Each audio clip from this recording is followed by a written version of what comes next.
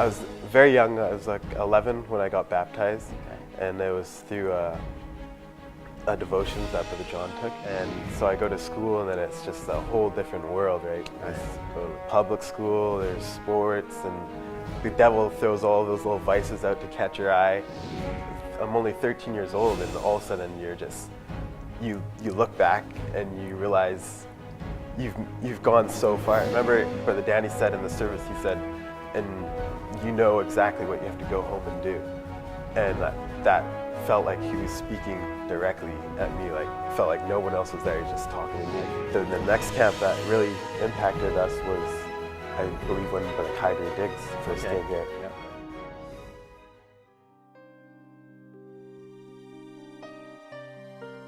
And so he came, and then God really did something, and then just that carried on, and then he came for the second time. And that was one of the first camps, I believe, where I was coming into it with an experience, like with being in the Word and being expecting that God was going to be doing something great. And I remember having one of the greatest experiences that we've ever had at that camp. I remember being burdened for other ones that were where I was. Right. And I knew that they were where I was because I was right there with them. Different ones that we had been out partying with and associating with, and just having a real strong burden for them. And we were just praying. I remember one service we went, before the service actually, in our cabin, we were just talking amongst ourselves. It was myself, my brother, Dan, I believe Caleb Grunert, your son, Sam, he was our counselor. Right. And Brother Murphy that was there as well, and Ben Dingwall, and we were just talking about different ones that we had a burden for. And one of them said, why don't we just pray for them? So we started praying, and the presence of God just came down in the room. Tremendous move. Right? And it just kind of just exploded. Like, Yeah. we're praying, and we couldn't even hear each other pray, and then we hear other voices praying, and ones had come from downstairs, ones had come passing through the cabin, and had joined in prayer. And that was what happened before the service on Saturday, I believe. And then on Saturday, that Saturday night, God just came and just confirmed like what we see, different ones that you never see praying before, lifting up their hands, worshiping God. And so that, for me, it was like a tie post. Like, I can still to this day look back and be like, God Marvelous. met us there in a supernatural way. Right. And so for me, I've always kind of had those moments where it's like, I know God is mindful of who I am, and in my experience, I know that God has always been with me through the step of the way. Like, I remember even looking back, even when I was struggling in the world, and seeing stuff even in that state that God had kept me from, and looking back and being like, I know the hand of God was there. Like, even though I was doing my own thing, he kept me from doing harder drugs and certain things like that. And so I just can give him all the glory for all those things that he's kept me from, even though I did have a taste of the world and experience those different things. And so even after that camp, we kept on going on with God, and then the old cycle again. It's just stop feeding, and that was, we had kind of had a distance between us and our friends that we had been hanging around with. And I think God had, the difference between that experience to the one back in 09 when Brother Danny Stevens was here, it was we had no friends there to lean upon. It was kind of just personal to myself. And so, and then getting around those old friends again, like not being in a state where we hadn't fed, then those influences just came right back. And it was after that camp that it just was the worst point I've ever been in my life. And it had such an effect on me, because I'm like, how could I go from experience to that, to being where I am now? Like, it just was real discouraging. Right. And I knew that God would have to do something, like a miracle, a complete miracle, to really turn my life around, because it just affected me so much, like that I lost what I had, and I knew it it was nothing God did. It was because of what I had been doing, and I didn't comprehend like how could I come to this point. So did you realize that you're still now in this circle? Yes. Revival, dying, revival, dying. And so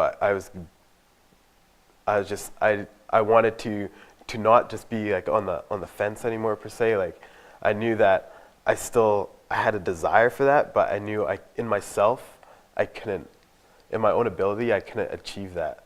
Like I couldn't push anything, I couldn't do anything. Like I wanted it, but I couldn't really have it.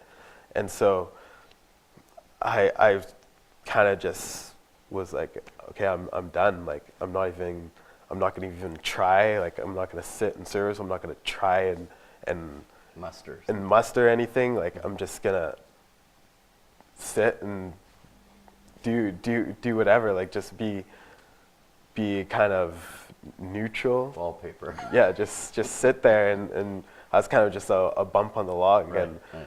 just the things that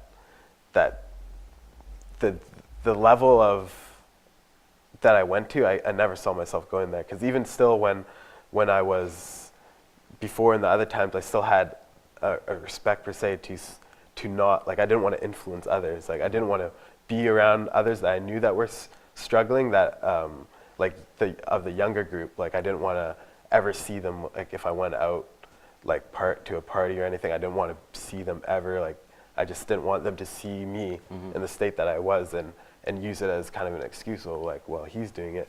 Sure. But now at this point, I was just so cold that it didn't even bother me. Like I'd see them out and it was just, Wow. it was kind of just like a whatever, like, oh, they're there, I'm here. Like it didn't really have any impact on me at all. And I remember throughout the summer, it was just the how where we were was like thinking back on it, it was just completely lost, I'd say.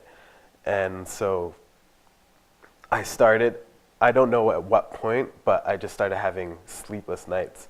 Like my dad had been talking to us quite a bit, and every time coming back in the house late, you hear the prayers going through the house and you're convicted right away.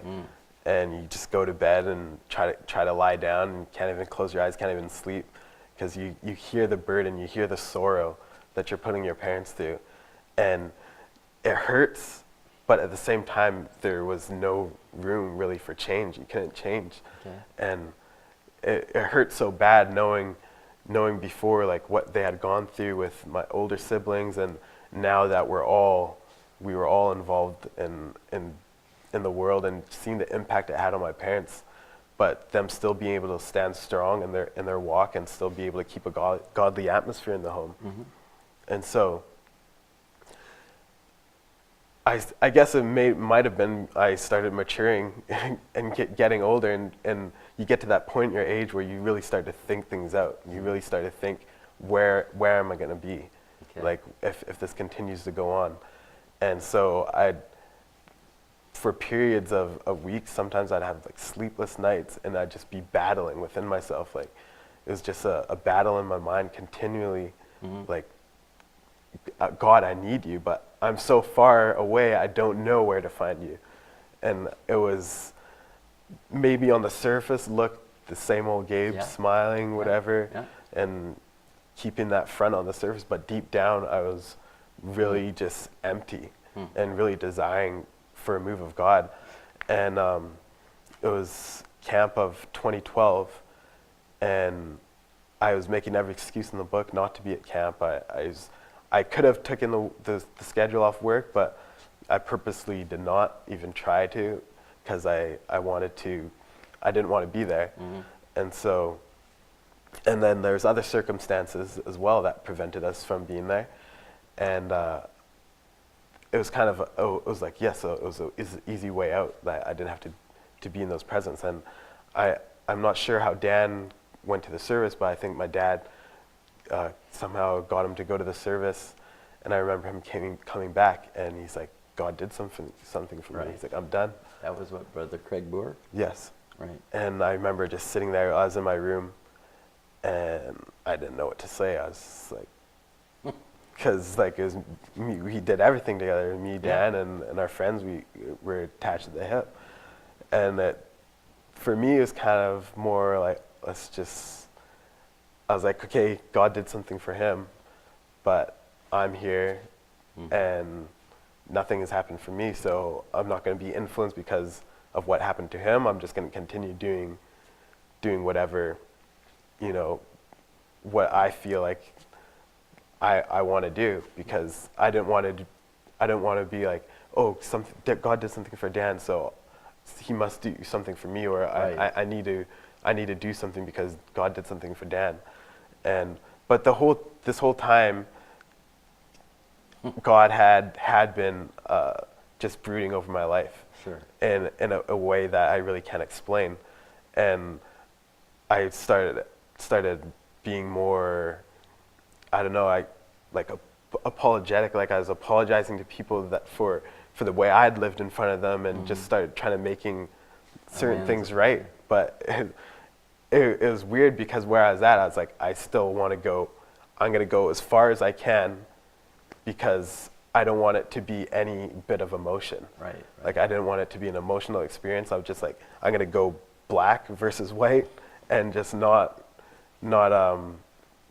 act like this is having any impact on me. Right. And so even like the following week, I planned to go out, and it was the following week on a Saturday. I was going out to a friend's party that he's having at his house, and I remember my dad coming downstairs and just laying it into me, like, what are you doing? Like, and it was really what I was thinking in my head, but to hear somebody voicing it out, it just has that much of a greater impact. And it was exactly what I didn't want to happen before going out.